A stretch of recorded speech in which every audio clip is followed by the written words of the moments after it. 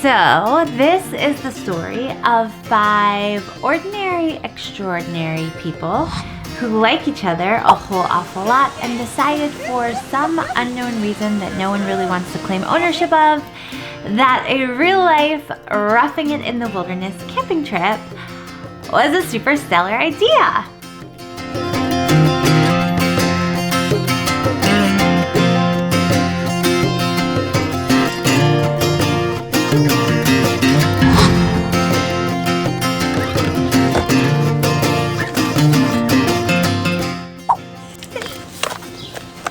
I feel like this is like my life raft. Like if the Titanic goes down, we can like all fit on this. Do you think?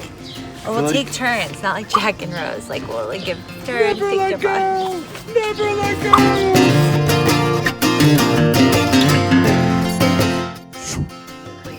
All right, so here's what I'm feeling. I'm really excited to get on the river. I've done this in the past with Bobby a couple times, and I'm excited to have Christine along this time. A little nervous about the weather. Once we get to the campsite, hanging out, having a few beers, telling some stories, making some memories, and having a great day.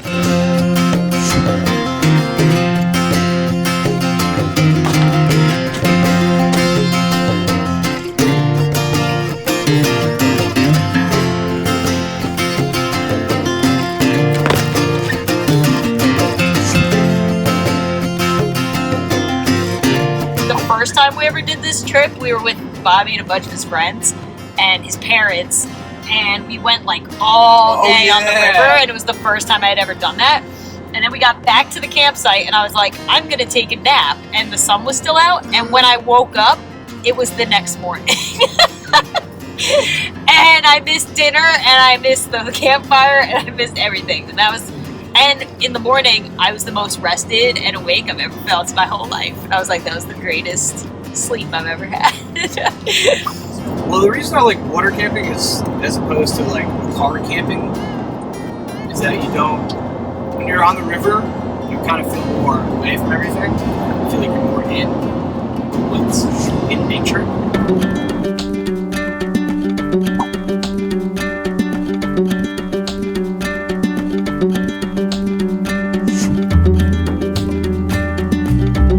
If you had to choose a woodland animal that most describes you, what would your animal be? Chipmunk. We already picked this, remember? Lauren is a salamander. What? Why? Lauren is a salamander because like you want to snuggle it, but it doesn't necessarily want to be snuggled. And When the hell did you snuggle a salamander? That's it? That's it? You don't want to snuggle anything else in the woods? I mean, Just salamanders? I feel like salamanders can't be rabid, and they're cute, and they're like, you want to catch them all? Like Pokemon! It's a deer Oh yeah. because I'm skittish, but I'm also majestic. But I also make bad decisions sometimes and run out in front of cars. Bobby is... Like I'm not a bear, and I'm not a wolf, I'm not a fox, I'm not a deer, Squirrel. I'm not a squirrel. That's what I was gonna say, a beaver! Because he's busy and he's like planning ahead, Actually, and he you're like Yeah. he's like the maker of the dam. Oddly enough, I want to say a raccoon. Really? Yeah. Because I feel like I just want to like go check things out. And it sounds like a scavenger. Like I feel like Justin's a little bit of a scavenger. You asked everyone these questions. Yeah, so I guess I feel like a raccoon. Just checking stuff out. I like to go just see things and just. You're a trash I'm a trash man. I'm gonna go with chipmunk because they have chubby cheeks and they are curious and cheerful. I don't know. That's like a really weird question. Alright. I'm not good at this like creature thing. I like people for who they are. I'm not good at assuming them as animals. And Andy would be a wise elk. Large, knowledgeable. Yeah. I'm a bear because I'm big, and some people think I'm grizzly, but I'm really nothing to worry about, Lauren. We're not going to see bears. My most exciting is probably the last time we went and we saw a black bear on the river. And I didn't sleep all night because I thought I was going to get eaten by a black bear. And that was the last time I went camping, so I'm very excited about this. I'm super excited. I'm so excited. I'm excited to go for a swim. I would love to be an otter.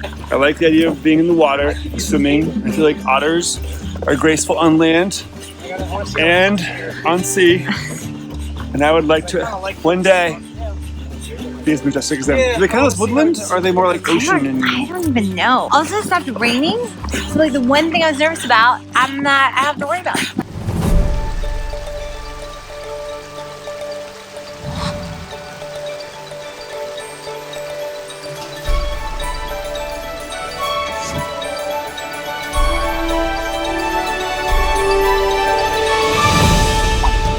So we've got the 5 of us, a mix of friends and family embarking on this adventure with varying degrees of expertise, ranging from my brother-in-law, Bobby, who is the super skilled camper of the bunch, crazy experienced, competent, and knowledgeable,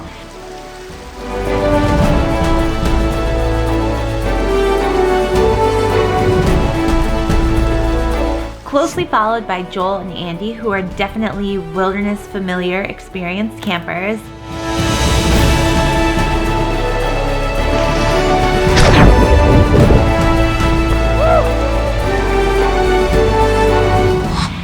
And then, way on the other end of the spectrum, you have my sister Lauren, who is deathly afraid of being eaten by a bear.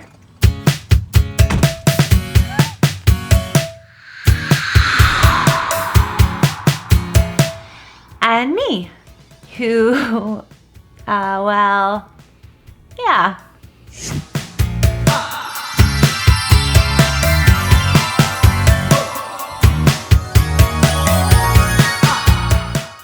The thing about a trip like this one is, despite lots of planning, so much of it is completely unpredictable.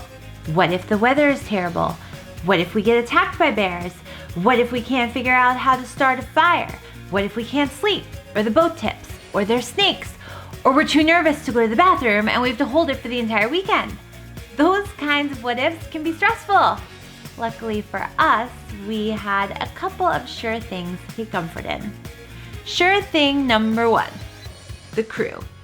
I could not ask for a more fun and nerdy group of favorites to strand myself in the wilderness with. The guys have been asking my sister and I to do this trip for a while, so although a bit out of our comfort zone, we're filing it under the things you do for love.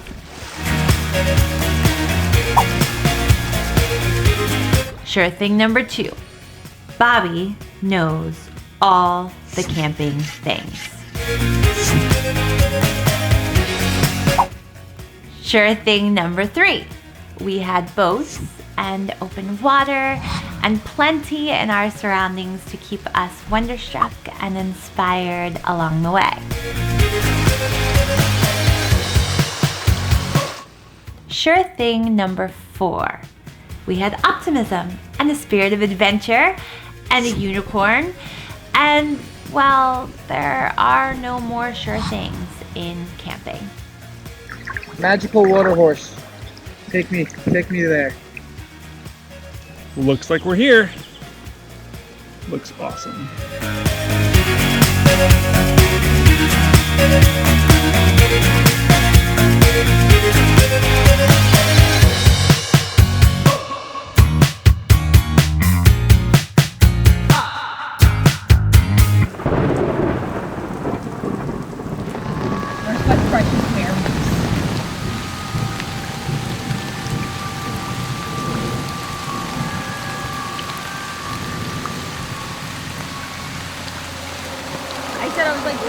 I was like, today is for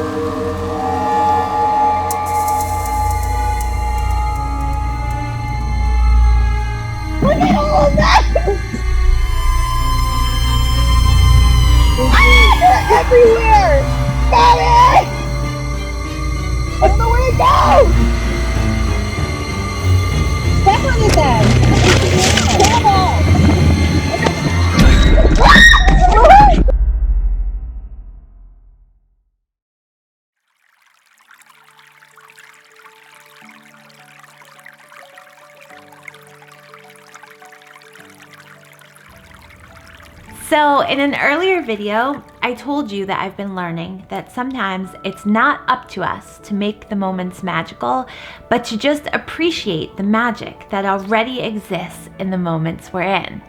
I feel like the lesson I learned through this trip is a spin-off of that. Sometimes, no matter how experienced you are, or how prepared, or how optimistic and hopeful, crazy-ish is just going to happen.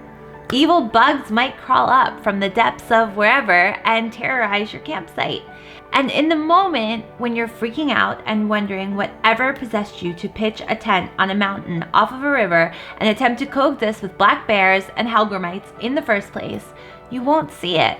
You might think to yourself that the experience is ruined or camping is the worst.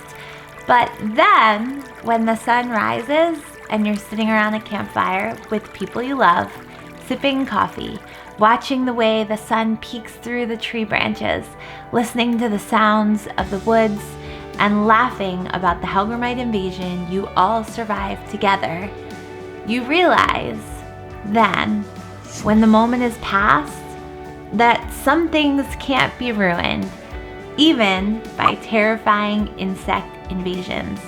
Some moments are even more magical when you're on the other side of them, looking back at them, laughing and shaking your head with the people who shared it with you. You hear me go, Bobby! Like several times. Bobby! Bobby! Bobby! Bobby! That did escalate quickly. Well, when we first saw it, it was daytime. Joel told us they were dragonflies, so we're like, oh, okay. So we're just sitting there, we see it, it creeps us out. Yeah, we were like, oh, then they can't be deadly. But it was daytime. Or anything. So no big deal. Hours later, and it's dark, and everyone's tired, and it had just rained everywhere. When they were like coming out of the ground, I don't know, it just felt like there were like a lot all of a sudden, right? I just don't remember when it went from being okay to like being, we're gonna die. Like, Joel was like, actually, I don't think that they're the dragonfly things that I was talking about. And Bobby's like, I don't know what they are. And I was like, my. First of all, it was dark. Second of all, they were everywhere. Like, we couldn't walk without stepping on them. Had like a sandal and you stepped on them, they would like come around the side and like bite your leg. The three things that made them the most terrifying is that they were everywhere, that Bobby didn't know what they were, and that they couldn't die. Oh yeah. It was like there's no stopping. I was like, let's just like try to kill the ones around us and then we'll deal with the other ones. But like every time we'd kill one, like 5 more would show up. Like, avenge that one. My favorite moment is when we're like back to back and we move to that other side of the woods and you're like, Chris, there's none over here. I don't see any. And I start like flashing my light and I'm like, what are you talking about? They're everywhere. They're climbing up under. I thought you were gonna beeline to the tent and then you like stayed by me and I was like, It's starting to get bad. I thought that the two of you were gonna like be diving into the tent head first. I wasn't 100% convinced they weren't gonna be in the tent. Yeah, there's good stuff on the other side of scary stuff. You just gotta hang on until morning. I hope you're making the most of your one wild and precious now.